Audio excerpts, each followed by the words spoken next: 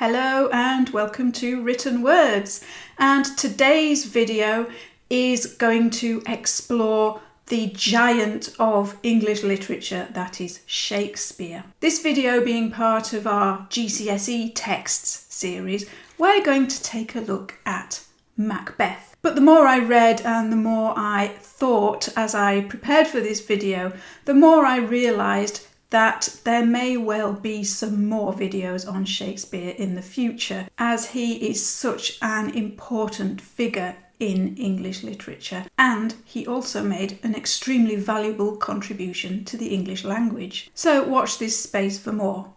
But for today, let's concentrate on Macbeth. Macbeth was probably one of Shakespeare's later plays, so he'd been writing plays for quite a while before he got this far. And by this stage he had perfected his technique in playwriting. It is, in my opinion, one of his best plays. And I think it's a very good choice for GCSE students. It's a really good story presented really well. It's about murder, but not just the act of murder, but its psychological impact on the murderer, which is a fascinating subject. According to the introduction of this copy, Macbeth got his historical information mainly from a book by Ralph Holinshed called Chronicles of England, Scotland and Ireland. Macbeth was a historical figure. He did actually exist. So Shakespeare took the information from Holinshed's book and presented it in the form of a play. He did, of course, use some artistic license. He did change a few historical details to make the play more exciting, and he seems to have shortened Macbeth's reign quite considerably in order to make it fit into the length of a play. So it is mainly historical, but with some artistic license in there as well.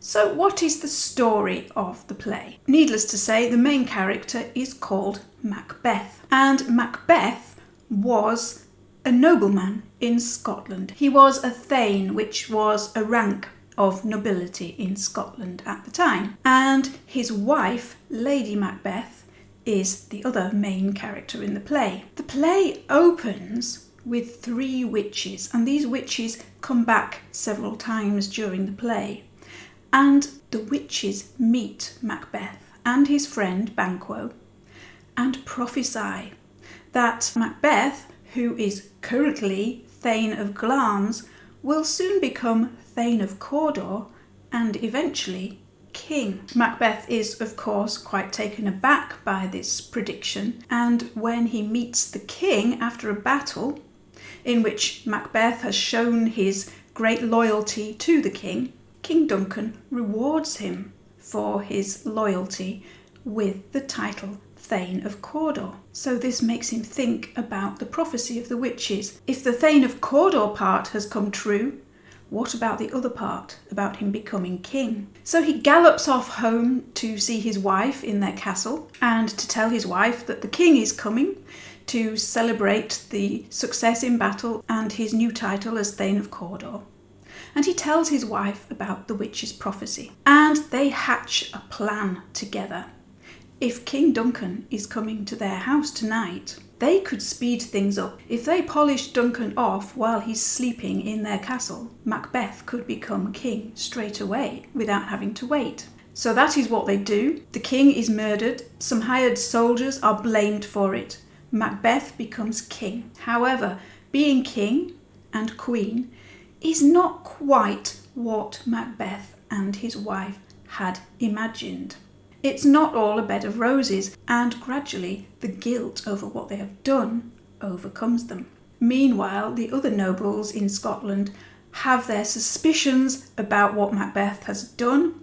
They go to England to get some reinforcements, and they return with a large army, and they defeat Macbeth at Dunsinane. Macbeth is killed, Lady Macbeth goes mad and eventually dies, Duncan's son Malcolm is crowned king, and Scotland becomes a happier place. So that's the basic plot of Macbeth. But if you are a GCSE student studying this play, what do you need to know and understand about it? Let's take a look at a sample question that you might see in a GCSE exam. The question follows a similar format to the one in my last video on Dickens' A Christmas Carol. For the AQA exam, candidates are given an extract from the text, and you're asked to analyse a particular theme in that extract and then in the wider context of the whole play. The extract that I'm going to look at is an iconic scene featuring Lady Macbeth, and it comes near the end of the play in Act 5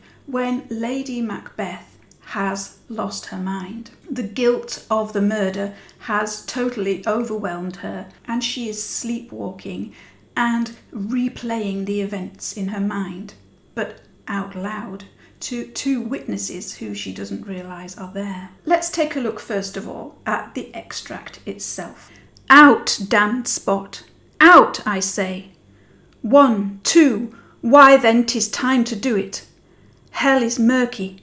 Fie, my lord, fie, a soldier and afeard!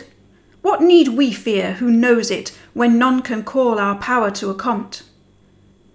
Yet who would have thought the old man to have so much blood in him? Do you mark that? The Thane of Fife had a wife. Where is she now? What, will these hands ne'er be clean? No more of that, my lord, no more of that. You'll mar all with this starting. Go to, you have known what you should not. She has spoke what she should not, I am sure of that. Heaven knows what she has known. Here's the smell of blood still. All the perfumes of Arabia will not sweeten this little hand. Oh, oh, oh! What a sigh is there! The heart is sorely charged. I would not have such a heart in my bosom for the dignity of the whole body. Well, well, well. Pray God it be, sir. This disease is beyond my practice, yet I have known those which have walked in their sleep, who have died holily in their beds. Wash your hands, put on your nightgown, look not so pale. I tell you yet again, Banquo's buried, he cannot come out on his grave. Even so? To bed, there's knocking at the gate. Come, give me your hand, what's done cannot be undone. To bed. So that's the extract. The question, which was on a past paper a few years ago, says, Lady Macbeth is a female character who changes during the play.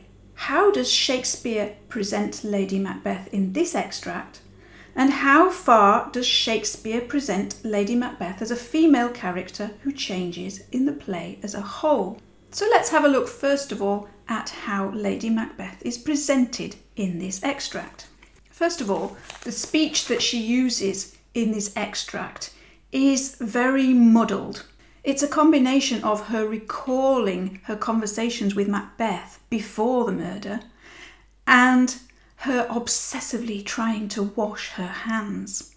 She's obsessed with the blood on her hands, which is now imaginary, but she can't wash it away. Her speech doesn't rhyme in this particular extract, which also says something about her state of mind. Shakespeare uses a combination of prose, which is what we have here, and iambic pentameter, which is a very rhythmic form, with the same number of syllables in each line and the stress falling in the same place with 5 stressed syllables in each line. So da-dum, da-dum, da-dum, da-dum, da-dum in each line. But here we don't have that. Earlier in the play, Lady Macbeth does use iambic pentameter, but here she doesn't, which shows what a confused state she's in. There is a theme of religion in here, the theme of heaven and hell, but Lady Macbeth only mentions hell. She only mentions the negative part of it.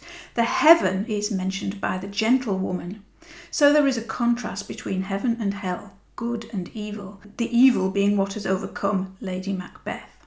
This is also reflected in the hand washing, because she sees herself as unclean. She is unclean, she is not pure. So because she is unclean, she is in the grips of the powers of hell rather than heaven. There is also the use of senses. She can see the blood on her hands, and she can smell it as well. She says that all the perfumes of Arabia will not sweeten this little hand. So she imagines the sight of the blood, and she's also imagining the smell of it. Meanwhile, the doctor and the gentlewoman are horrified at what they see, and here they realise what has happened. Lady Macbeth is now bearing her soul. She doesn't know she's doing it because she's sleepwalking, but she's talking about what's happened and what she's done. And the realisation comes upon the gentlewoman and the doctor, and they are horrified. So how does this fit into the wider context of the play? I've already mentioned the change in metre of the speech. It's in prose here, whereas earlier she spoke in iambic pentameter. For example, in her first speech in the play, her first soliloquy in the play, she says, "Glamis thou art, and Cawdor, and shalt be, what thou art promised, yet I do fear thy nature."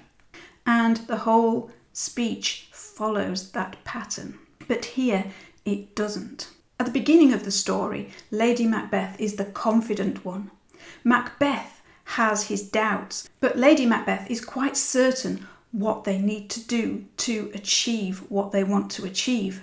She encourages Macbeth and she scolds him when he shows a lack of courage. She says, "I do fear thy nature. It is too full of the milk of human kindness."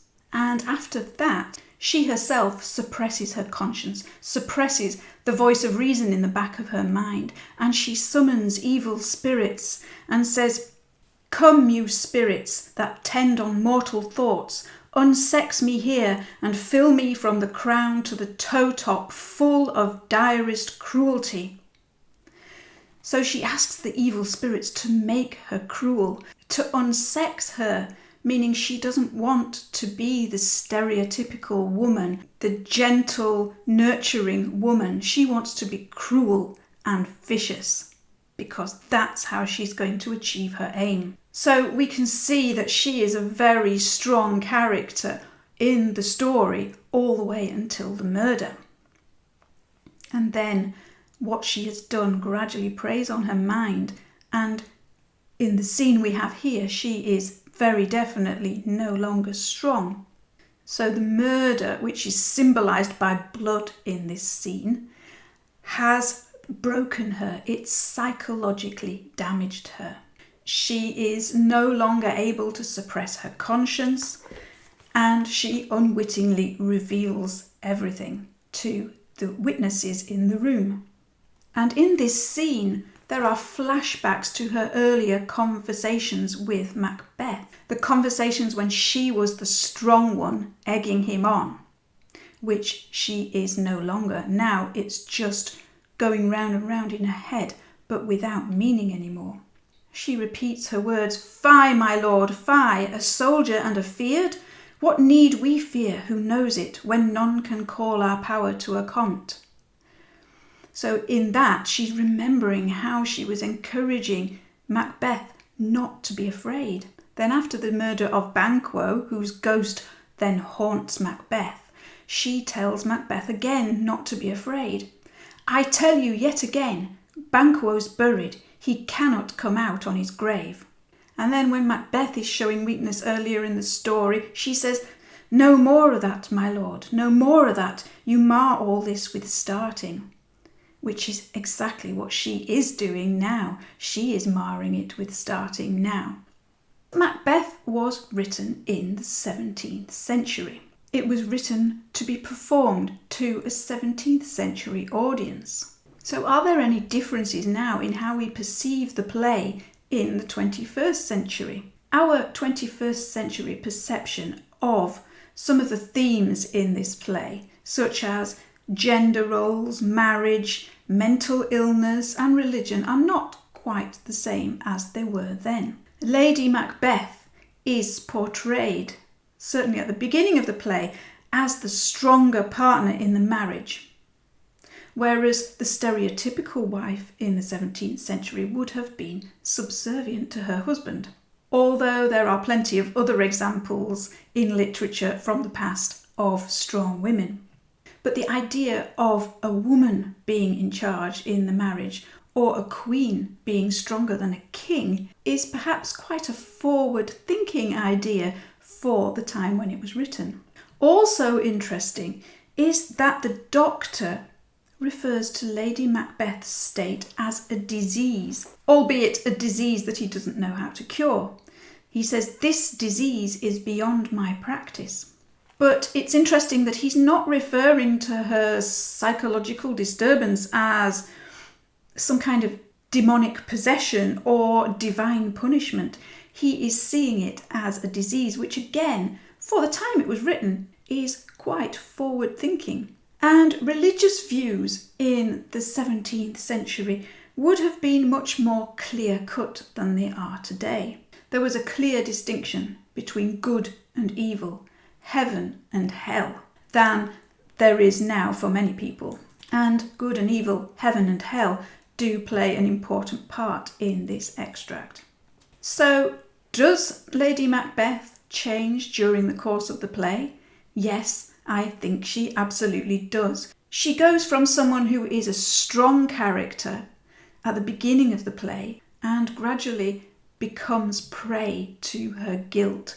The guilt about what she has done. She is no longer able to suppress her conscience. She is no longer able to push away the guilt, and this gradually chips away at her mind until she has lost control of her mind and her actions. So that is a sample question you might find on a GCSE paper.